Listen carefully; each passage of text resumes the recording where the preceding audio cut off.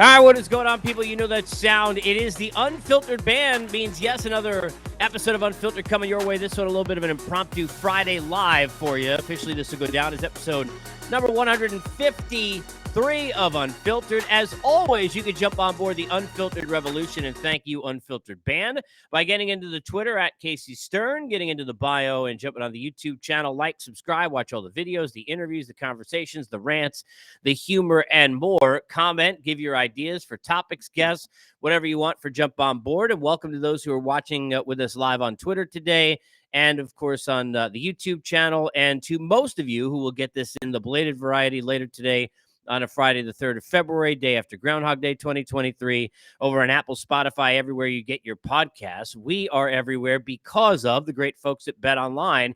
Bet Online remains your number one source for all your sports betting needs this season.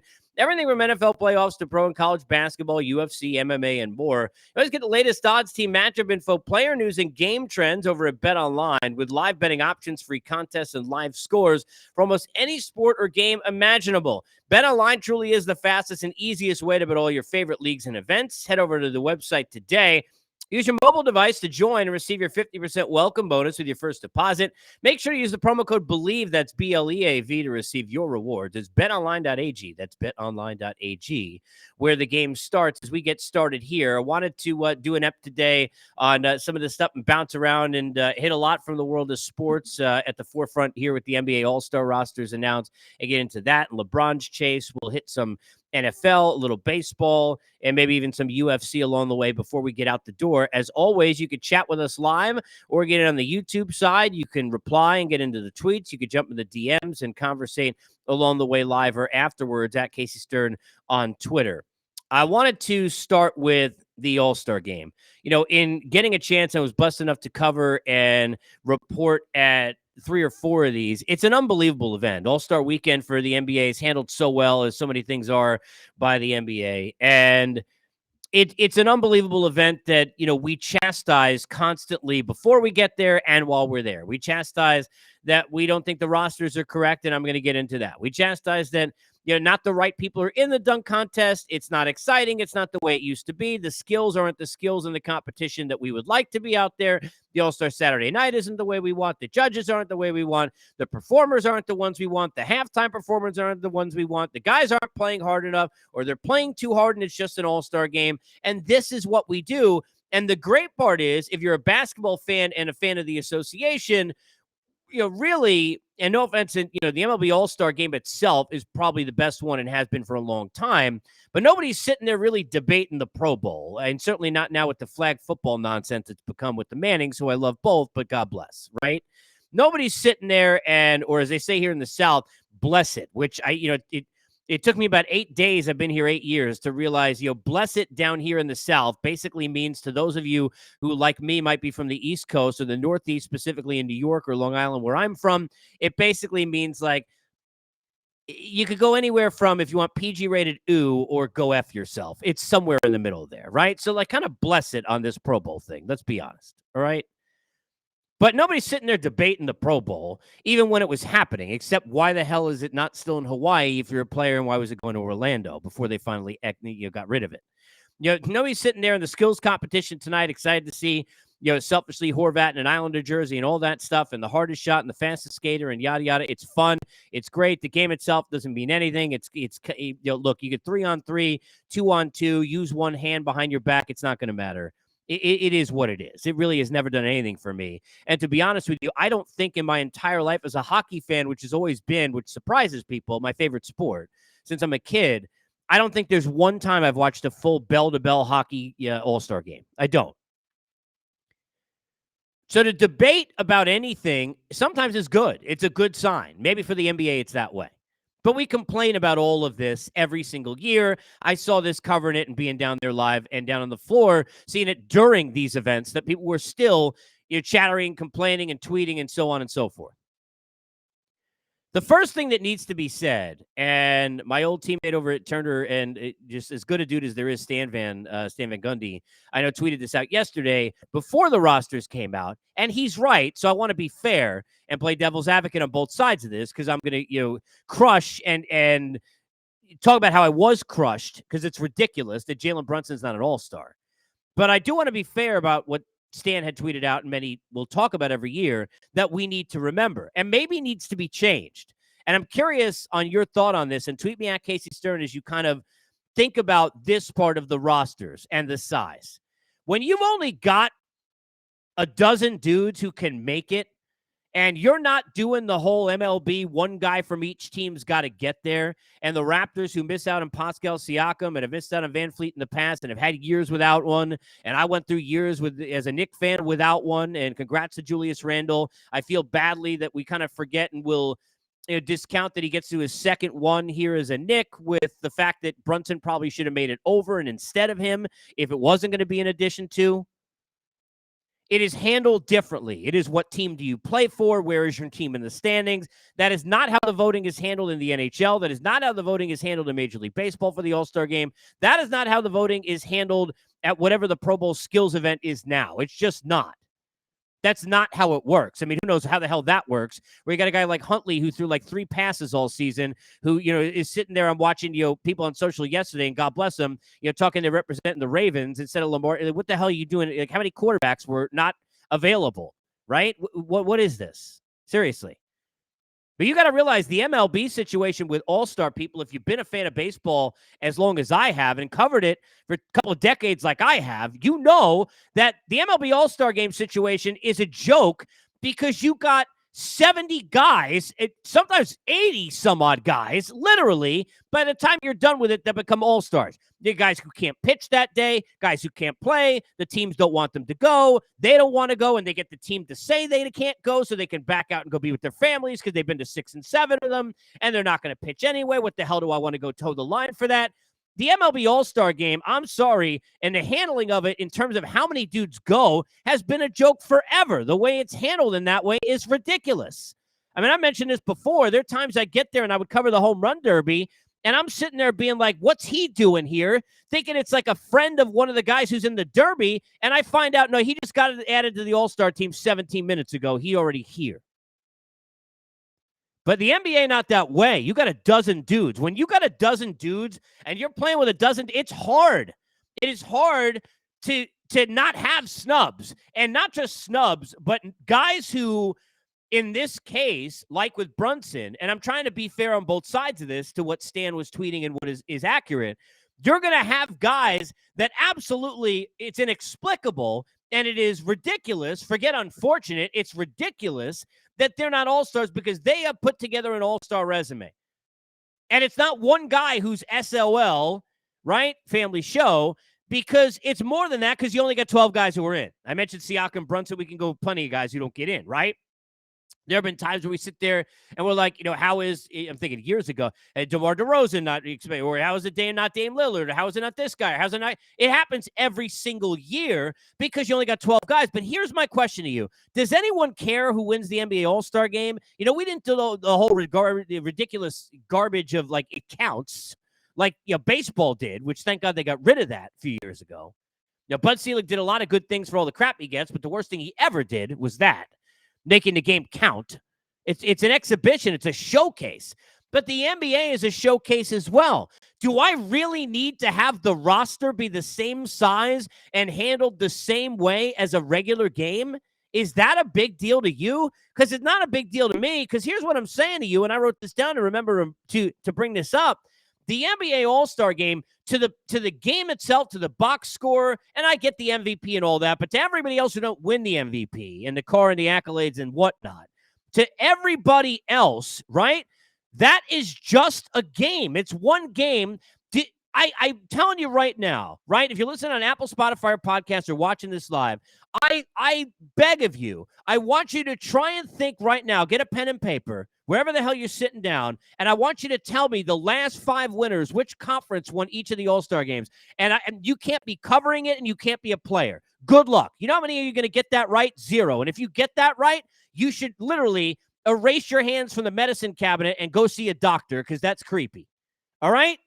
Nobody knows who the hell wins these games. Nobody cares who wins what conference, whether it's the East or the West. Nobody pay attention. But for the legacies of these players, Being an all-star matters for the legacy of these players. Being an all-star is a difference maker. Being an all-star could change the way they're looked at for the Hall of Fame, change the way they're looked at in the eyes of fans, in the eyes of peers. That is their chance to say, I earned this.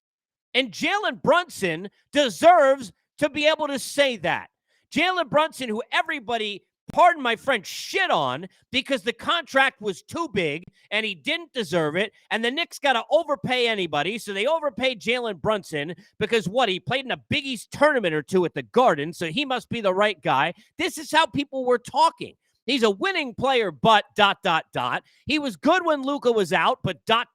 with the numbers. And everybody's shitting on this guy. And he's come in, and I don't care who you are. If you're not a member of Brunson's family or Jay Wright, right? Or you could give me Josh Hart or whoever, right? You're not in that circle, and you're telling me you thought he'd be this impactful on the Knicks in year one or ever. You're a liar. I'm sorry, because nobody was saying that. Nobody in the industry I know was saying that, and nobody outside the industry with the fan that I know, or you yourself or me was saying that. And I'm a Knick fan. Nobody was saying that. To have the kind of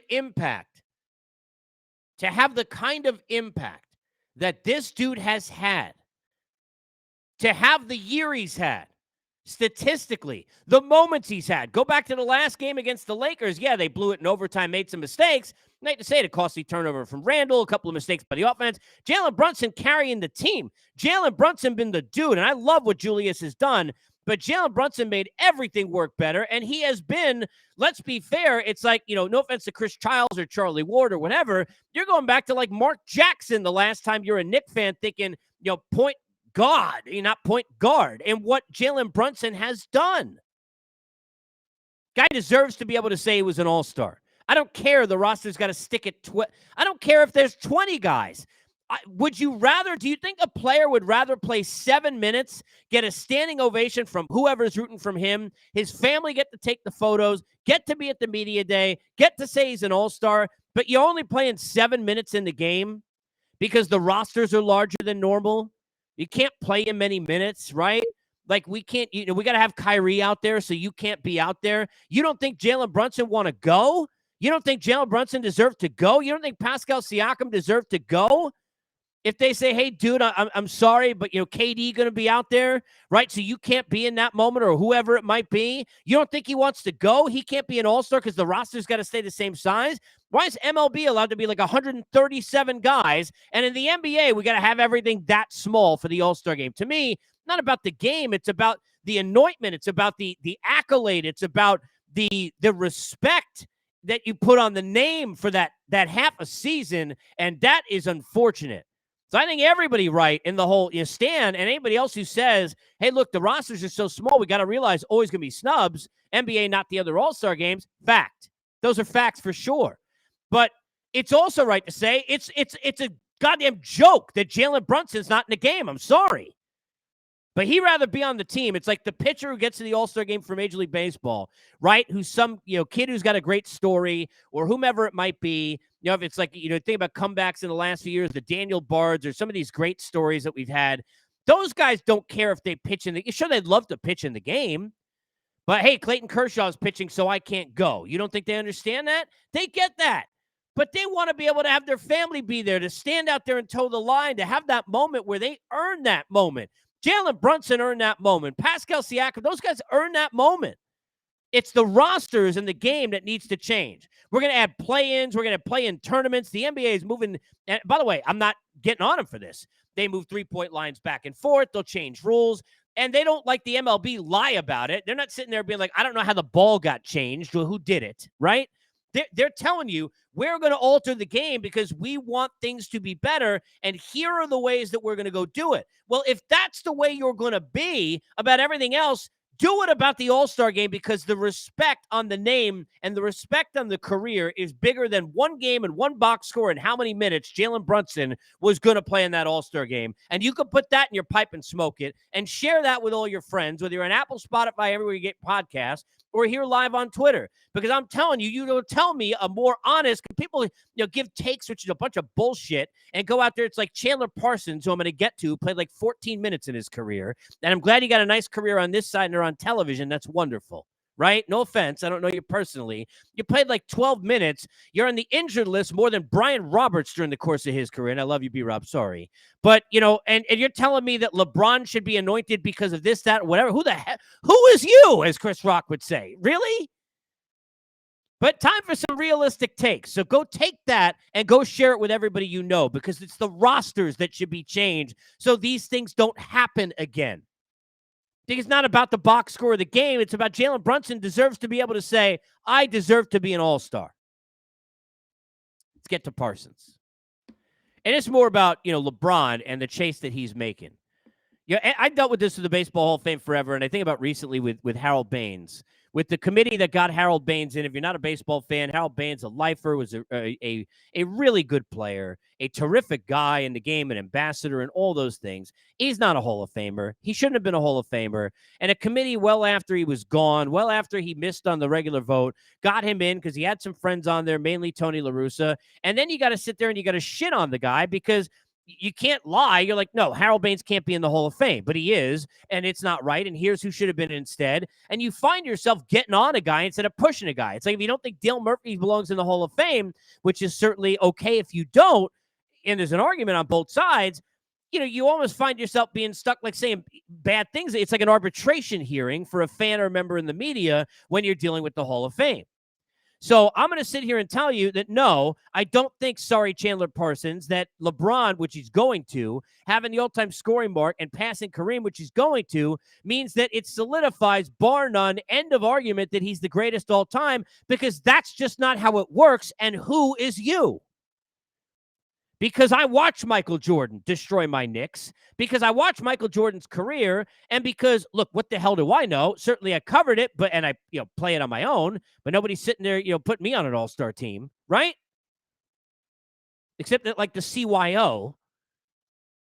But I'm sitting there and telling you Michael Jordan, the best player I ever saw. Michael Jordan, the best player that's ever played. Now, you want to tell me it's Bill Russell? You can make the argument. You want to tell me it's Kareem? You can make the argument. You want to tell me it's LeBron? You can make the argument. I'm not going to sit there. Look, I've always said it this way, and I'm a believer in this. Serena Williams, don't even give me another argument. Wayne Gretzky, don't want to hear another argument. Tom Brady at quarterback, don't want to hear another argument. Jerry Rice at wide receiver, I don't want to hear another argument. But you want to give me arguments about other things and other players in other sports, you can do that. I believe you can do that. So you want to argue for Bill Russell, you want to argue for Kareem, or you want to argue for, LeBron James. You want to sit there and tell me, where Kobe should sit versus LeBron and argue. Those things are arguable because sometimes it's different eras. Sometimes they play different positions. Sometimes they had different, sets of teammates and guys who can help them out and more pressure or less pressure. And all those things are true. But where we get dumb as people, where we get dumb is where we could sit there and have clickbait and nonsense like Chandler Parsons, who spent more time on the injured list, seriously, than I did playing The Legend of Zelda when I was 12, and that was a lot of time. All right? This guy, there's not the end of the argument. Because what LeBron's done in his career is amazing. And to me, what LeBron doesn't get enough credit for outside of the longevity and the way he's worked on his body and all the things that he has done and the amazing skills that he has. He's a cyborg. He is a unicorn. We only say it about Durant. We don't give it to LeBron, but he is. Excuse me. At his size, to do the things he does, there are a lot of things he does Michael Jordan couldn't do. But there are a lot of things Michael Jordan did that LeBron couldn't do. There were things Bill Russell or Kareem did that neither of those two could do. That's the great part of basketball. You want to say, I think LeBron's the greatest of all time? Let's get into an argument over a few beers, and I'll tell you why I think it's Jordan, or I know it's Jordan in my own mind. But don't tell me because of a stat. Even if the stat is the most points scored. Even if I can tell you LeBron could have scored more, because he could have. Even if the longevity is absurd. You want to tell me he's the most consistent player that's ever lived, the best that's ever at this age ever been, the guy who's the best specimen, the best athlete, and all of those things? You may be able to say that. You want to tell me after I watch Michael Jordan that LeBron is for some reason the superlative of absolutely, definitely a better player than Michael Jordan? No.